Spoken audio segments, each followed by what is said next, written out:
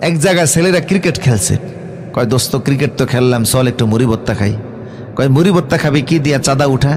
তো কেউ 5 টাকা, কেউ 4 টাকা, কেউ 3 টাকা, কেউ 2 টাকা। শয়তানও ওখানে গেছে, গিয়া কয় আচ্ছা তোরা মুড়ি ভর্তা খাবি, তা আমি খাবো না কেন? ওই যে 1 টাকা দিয়ে শরিক হইছে, ও তো বুদ্ধি বেশি। ও কয় ওরা 5 টাকা দিয়ে যে পরিমাণ মুড়ি খাবে, আমি 1 টাকা দিয়ে ওই পরিমাণ খাবো, কারণ খানার সময় তো সবাই সমান খাইব, কেউ তো আর কম বেশি খাবে না। তো এখন টমেটো, সানাস্তুর, মুড়ি সব কিছু আনছে, কাইটা সাইটা রেডি করছে, খানা স্টার্ট দিবে। সালাক মার্কে একটা দাঁড়িয়ে কয় কিরে, চাঁদা তো সবাই সমান দেয় নাই, কেউ দিছে 5 টাকা, আবার কেউ দিছে 1 টাকা। এটা কত বড় জুলুমের কথা, 1 টাকা দিয়ে 5 টাকা সমান মুড়ি খাবো।